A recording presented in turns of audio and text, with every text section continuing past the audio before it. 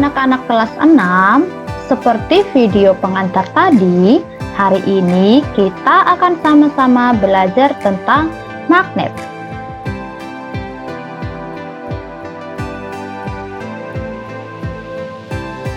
Nah, sebelum kita belajar lebih jauh tentang magnet, ada 4 tujuan pembelajaran yang anak-anak harus ketahui setelah belajar tentang magnet. Yang pertama, anak-anak mampu menjelaskan pengertian magnet. Yang kedua, anak-anak mampu membedakan bentuk-bentuk magnet. Yang ketiga, anak-anak mampu mengidentifikasi sifat-sifat magnet. Dan yang keempat, anak-anak mampu mengidentifikasi benda magnetis dan non-magnetis. Nah, anak-anak, apakah kalian suka menghias kulkas di rumah dengan hiasan berbentuk dan bergambar lucu? Kalau iya, tentunya hiasan ini menggunakan magnet sehingga bisa menempel di permukaan kulkas. Tapi, kenapa ya magnet tersebut bisa menempel pada permukaan kulkas? Nah, untuk mengetahui lebih jauh, ayo kita simak penjelasan tentang magnet berikut ini.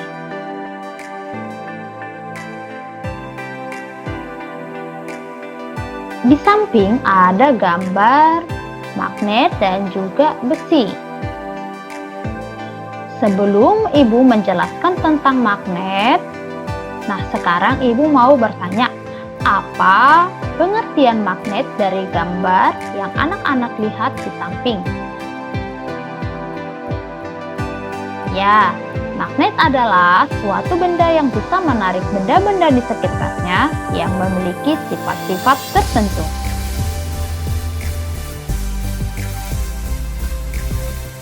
Magnet memiliki gaya tarik yang berbeda pada bagian-bagiannya. Gaya tarik magnet ini disebut juga gaya magnet. Nah, magnet memiliki kutub utara dan kutub selatan. Gaya magnet terkuat berada pada kedua kutubnya. Sedangkan gaya magnet paling lemah berada di bagian tengah magnet. Setelah kita tahu tadi pengertian dari magnet, sekarang kita akan belajar bentuk-bentuk magnet.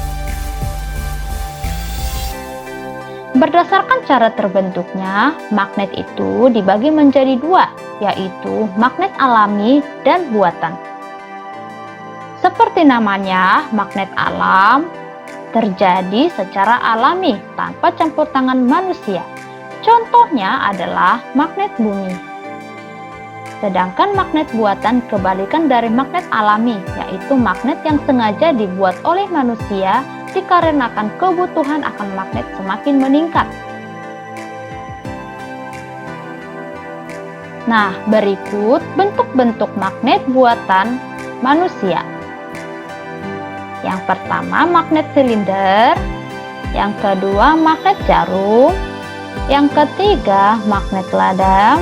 Yang keempat, magnet keping. Yang kelima, magnet batang. Dan yang keenam, magnet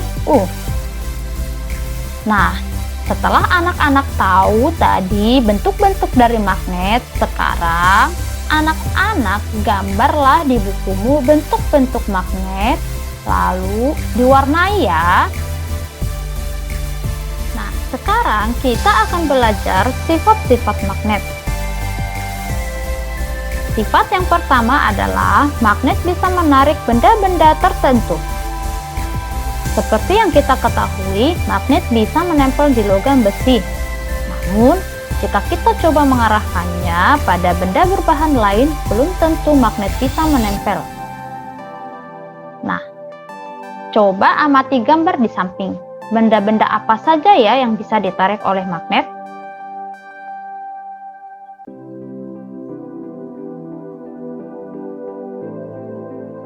Ya, benda yang bisa ditarik magnet adalah gunting dan kunci. Kenapa gunting dan kunci bisa ditarik oleh magnet ya? Ya, karena gunting dan kunci terbuat dari besi.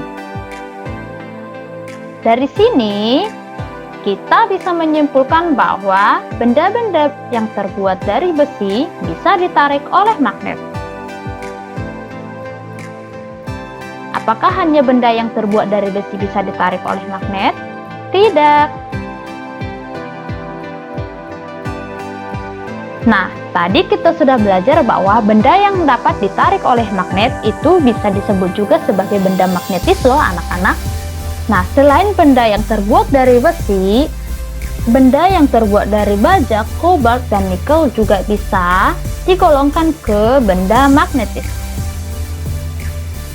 Sedangkan benda non-magnetis adalah benda yang tidak dapat ditarik oleh magnet. Contohnya adalah kayu, plastik, kertas, kaca, dan lain-lain. Nah, sekarang ayo kita berlatih anak-anak. Mari kita cek benda berikut. Ada pensil, peniti, penghapus, paku, penjepit kertas, sisir, gunting, batu, kayu, daun, karet gelang, dan kaca. Nah, apa saja ya yang termasuk ke benda magnetis dari gambar di samping? Ya, peniti, paku, penjepit kertas, dan juga gunting. Lalu, apa saja yang termasuk ke benda non-magnetis? Ya, pensil, penghapus, sisir, batu, kayu, daun, karet gelang, dan juga kaca. Nah, sekarang setelah anak-anak tahu contoh-contoh dari benda magnetis dan benda non-magnetis, Ibu mau anak-anak carilah masing-masing 10 benda magnetis dan benda non-magnetis yang ada di rumahmu. Tuliskan di buku latihanmu ya.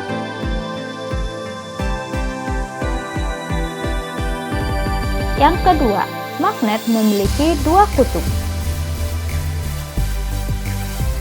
yaitu kutub selatan dan kutub utara.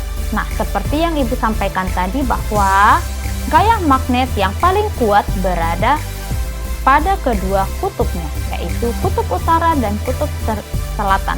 Sedangkan bagian tengahnya adalah gaya magnetnya paling lemah. Yang ketiga, sifat yang ketiga, kutub yang berbeda saling tarik-menarik, sedangkan kutub yang sejenis saling tolak-menolak. Yang keempat, gaya magnet bisa menembus benda penghalang.